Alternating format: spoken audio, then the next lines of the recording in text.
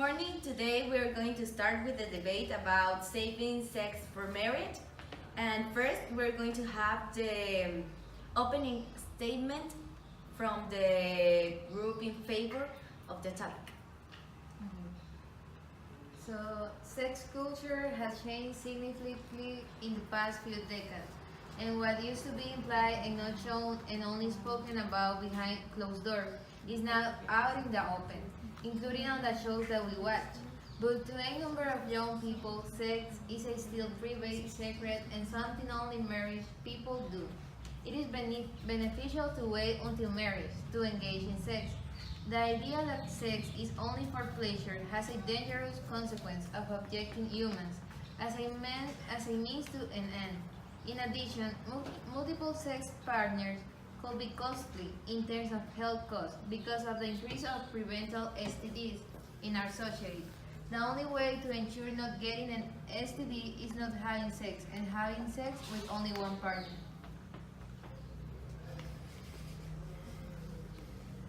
Okay, now that we already listened their point, we are going to have the opening statement from the group in con. Where more people today are sexually active before marriage than ever before. The true reasons are practical and have little to do with changing belief systems. According to Nigel Barber, America a century ago, only a small minority of women were sexually active before marriage, about 11%. Compared to a large majority today. The same pattern is observed in other developed countries. So we have to be actualized, and we have to believe in what we are going to do with our lives. Okay. Now we are going to proceed to the argument, and we are going to start with the argument of the group in favor. Okay. So here are a few of the reasons that some people choose to wait to have sex until marriage. And some of the reasons people are choosing to forge full steam ahead into sexual relationships before walking down the aisle. Having sex with only your spouse or partner is healthier than having sex with multiple. Premarital sex can lead to emotional problems that can be avoided if a husband and a wife wait until have sex until they are married. A health reason is like a proportion that are reported by the Medical Institute for Sexual Health indicate an estimate that 1 in 5 Americans are infected with one or more STDs, and 12 million Americans are newly infected each year. Among the infected, 63% are less than 25 years old. Another point is that it's the moral thing to do. Whether it's religious reasons, health reasons, or guilt-friendly, any reason at all, waiting to have sex after marriage have been hailed by many as the moral thing to do, including by actress who claims that some are having sex for marriage. That it can be for happier and more romantic marriage. With the self-will and persistent need to abstain, the ability for someone to have sex for marriage deserves a medal. For most people, it isn't an easy task, especially if one dates before marriage. Another point is that chastity is the new cool. Despite the change of being persecuted for the sexual beliefs, more and more celebrities are using the new influence as a platform to chase beliefs.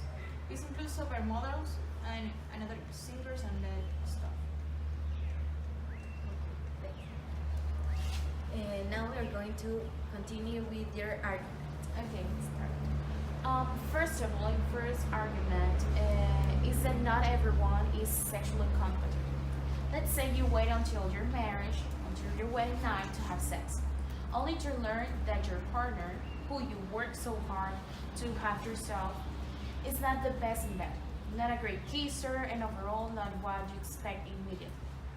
Sex is only great when the chemistry is there, which is why many couples that wait to have sex often later file for divorce.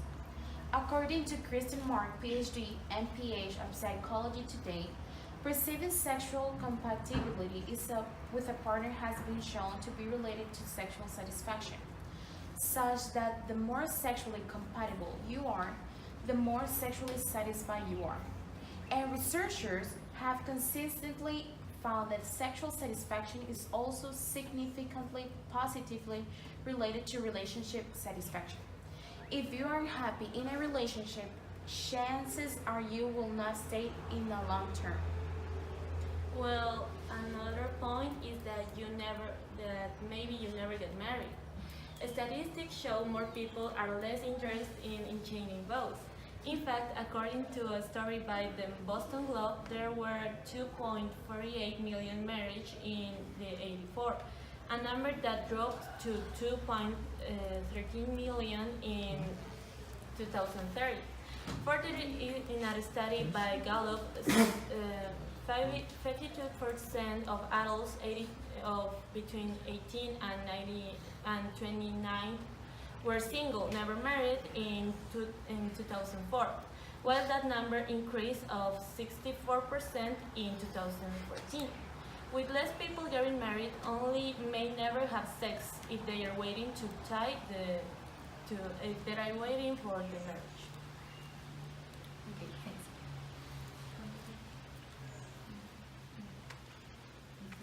Now you have 1 minute to prepare your review from the other group.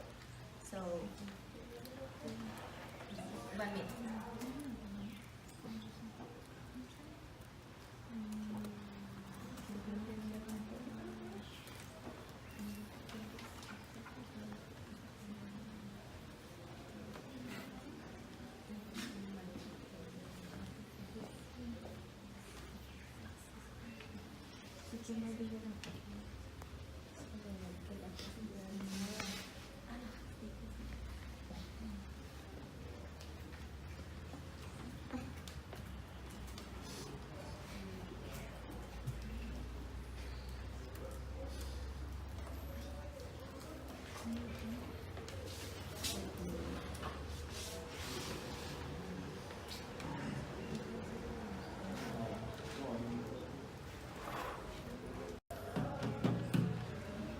Three seconds.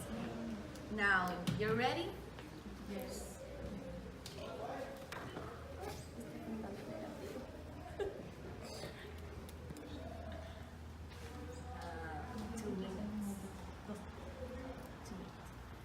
And now you have 2 minutes to say your review, and we're going to start with the group in favor. Okay, so the first thing is that, as you said, it will provoke a good sensation, but the most important here is the health. And the government and private advocacy groups have promoted and launched campaigns to save sex for marriage to help reduce the spread of sexually transmitted diseases. A report by the Medical Institute for Sexual Health indicates an estimate of 1 in 5 Americans are infected with one or more infections, and 2 million Americans are newly infected each year. The STDs or sexual transmission diseases are at an all-time high in America. Thus, many abstinence until marriage programs are aimed at teens. Also, a disease can occur with premarital sex. Diseases can occur within marriage if one or more of the partners cheat, or if it's an open marriage. But it can be more percent of probability if you have many couples before marriage. And also, it will help your marriage because you won't be in the habit of having sex with multiple partners.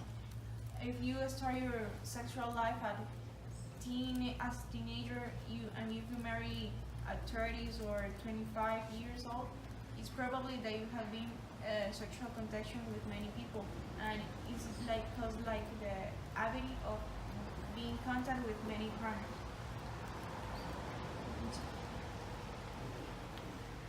Please continue. About what they said about chastity, that is in fashion, it's fashionable. Christianity is on decline, meaning that less people believe sex before marriage is a sin. While religious values have a strong influence on sex before marriage, Christianity, the most adhered religion in America, is on the decline. According to the Pew Research Center, the percentage of adults who describe themselves as Christians dropped by nearly 8 percentage points in the 7 years to about 71% as of 2015. More people are becoming less affiliated with religion, which includes younger people who have less reason to feel sex before marriage is a sin. And another reason that is that sex made people more happier. And this is because it is natural and normal for most human beings to pursue sex, especially at an age when they begin to understand their sexual identity. And when people are sexually satisfied, they have more neural activity and they produce more dopamine. That is a hormone that the function is to make people happier. Sex is all, the sex gives you a stronger immune system. In a study of immunity in people in romantic relationships, people who had frequently sex 1-2 times a week had more immunoglobulin A in their saliva. People who had infrequent sex less than once a week had significantly less. And also, it gives you a better sleep. Your body releases oxytocin, also called the love or intimacy hormone, and endorphins during an orgasm. The combination of these hormones can act as sedation. Now you're going to give your conclusion about the topic. So you have 3 minutes to give it. So, while conservating our custody is a way to show the other people our love, because waiting until marriage for have sex. So, waiting until marriage is the best choice for everyone, and people who don't wait are not doing marriage in the right way. Sex positive liberals hesitate to say that having sex before marriage is an equally valid, it's not better, choice for nearly everyone. So a way to express our love can be the abstinence, and there are several educations that are teaching now how abstinence can help also to prevent diseases and help people to get in a better way to marriage. And starting a sexual life before marriage is a personal decision, but one that must take into account aspects of health, religion, the likelihood of pregnancy, and the importance that custody has according to cultures. If a person doesn't take the aspect into account, their decision is not correct or not adequate. Thanks. Please give your conclusion. Okay, as a conclusion, we can say that the more in a partner relationship, the more sexually compatible you are with your partner, the more sexually satisfied you are. And researchers that we know that they found that sexual satisfaction is also significantly positively related to relationship satisfaction. Depriving yourself of sex before marriage can have a negative impact on endorphins and lead to depression and anxiety. This is because sex releases the stress, and it also produces a hormone dopamine. And this, as we conclude that having sex, premarital sex, can reduce probabilities of divorces and increase chemistry between couples. Sex is a completely natural process. It can bring people closer. And marriage is just a huge commitment, a legal bind between two persons. As long as it's consensual between two persons, we can have sex even before marriage. As long as we are old enough, have knowledge enough, like we understand contraceptions, since sex without contraception can lead to unplanned pregnancy or sexually transmitted diseases. The most important thing is we could have enough responsibility to handle consequences. That's all. Thanks. Thank you. Perfect. Thank you.